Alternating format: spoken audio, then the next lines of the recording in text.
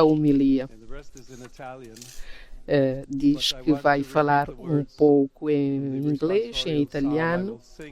A new song to the Lord because he has done marvels.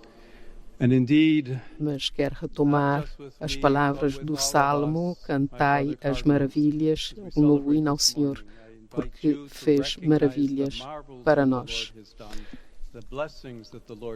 As bênçãos que Deus continua a dar a cada um de nós. Aos Mistério de Pedro, me chamastes para esta missão e vos convido todos a caminharem comigo como comunidade dos discípulos de Cristo que anunciam o Evangelho. Tu és o Cristo, o Filho do Deus vivo. Com estas palavras, Pedro, interrogado pelo Mestre, juntamente com os outros discípulos sobre a sua fé nele, resume a herança que a Igreja, através da sucessão apostólica em 2000 anos, conserva, aprofunda e transmite ao longo dos 2000 anos. Jesus é o Cristo, o Filho do Deus vivo, isto é, o único Salvador e revelador da face do Pai. Nele, Deus, para se fazer próximo e acessível aos homens, revelou-se a nós no olhar confiante de uma criança, na mente viva de um jovem, nos traços maduros de um homem, até aparecer aos seus depois da ressurreição com o seu rosto, o seu corpo glorioso. Ele nos mostrou assim um modelo de humanidade santa que todos podemos imitar, juntamente com a promessa de um destino eterno que ultrapassa todos os nossos limites e capacidades. Pedro, na sua resposta, capta ambas as coisas: o dom de Deus e o caminho a seguir para se deixar transformar por ele. Dimensões inseparáveis da salvação, confiadas à Igreja para que ela as anuncie para o bem do género humano. Confiai-os a nós,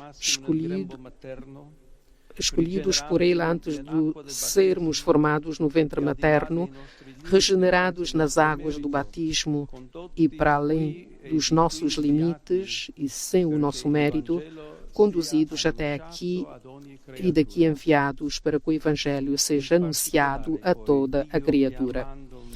Em particular, Deus, chamando-me através do vosso voto para suceder ao primeiro dos apóstolos, confia-me este tesouro para que, com a sua ajuda, eu seja o seu fiel administrador em benefício de todo o corpo místico da Igreja, para que seja cada vez mais uma cidade edificada sobre o monte, uma arca de salvação que navega nas ondas da história, um farol que ilumina as noites do mundo.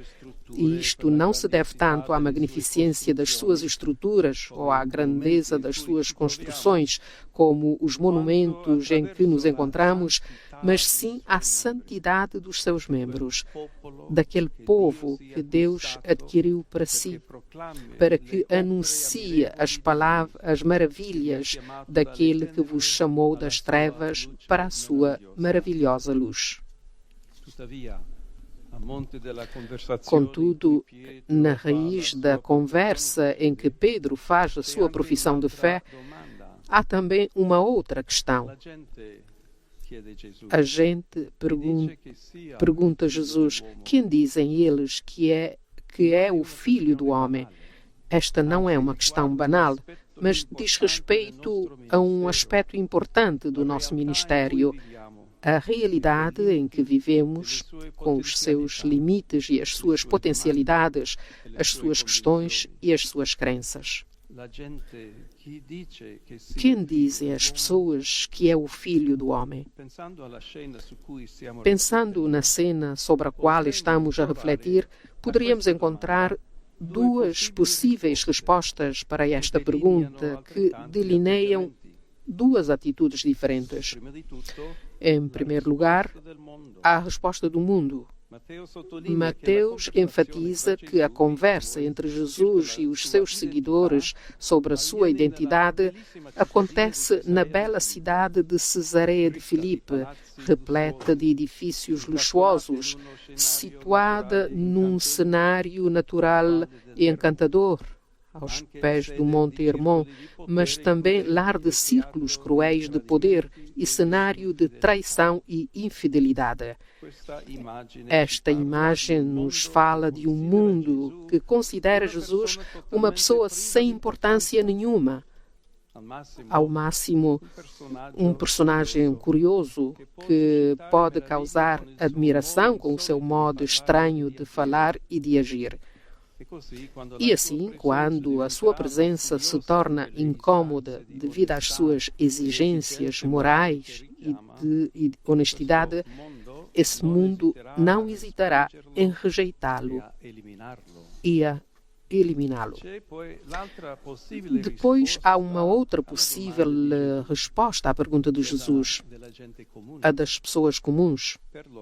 Para elas, o Nazareno não é um charlatão, é um homem justo, corajoso, que fala bem e diz coisas certas, como outros grandes profetas da história de Israel. É por isso que eles o seguem, pelo menos enquanto podem fazê-lo sem muitos riscos e inconveniências. Mas eles o consideram apenas um homem e, portanto, no momento de perigo, durante a paixão, eles também o abandonam e vão embora desiludidos. O que chama a atenção nessas duas atitudes é a sua atualidade. Na verdade, elas incorporam ideias que poderíamos facilmente encontrar, talvez expressas numa linguagem diferente, mas idênticas em substância, encontrar na boca de muitos homens e mulheres do nosso tempo.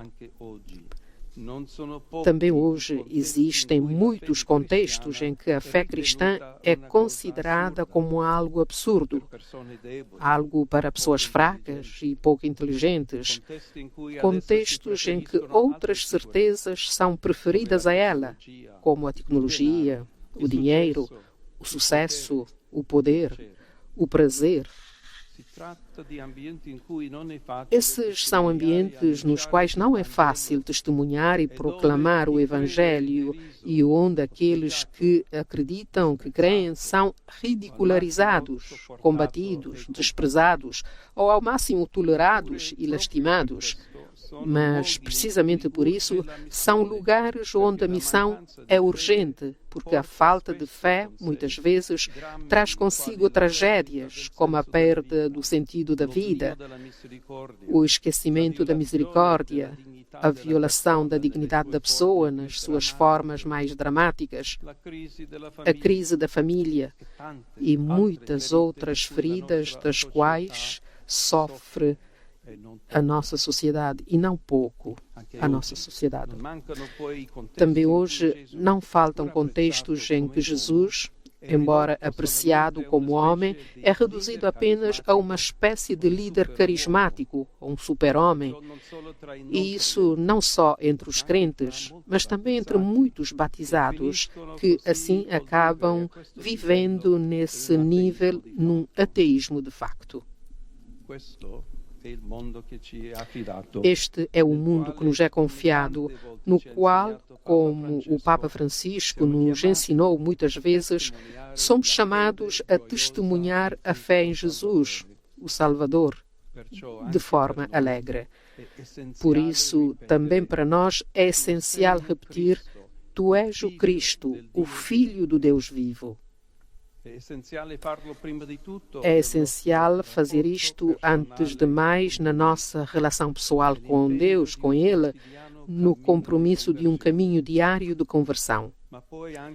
mas também como igreja, vivendo juntos a nossa pertença ao Senhor e levando a boa nova a todos.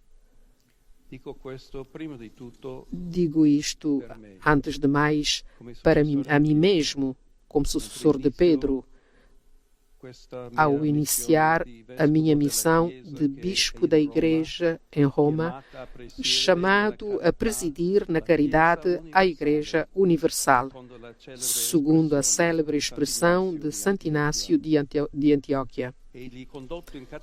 Ele, levado acorrentado a esta cidade, lugar do seu iminente sacrifício, escreveu aos cristãos que lá estavam: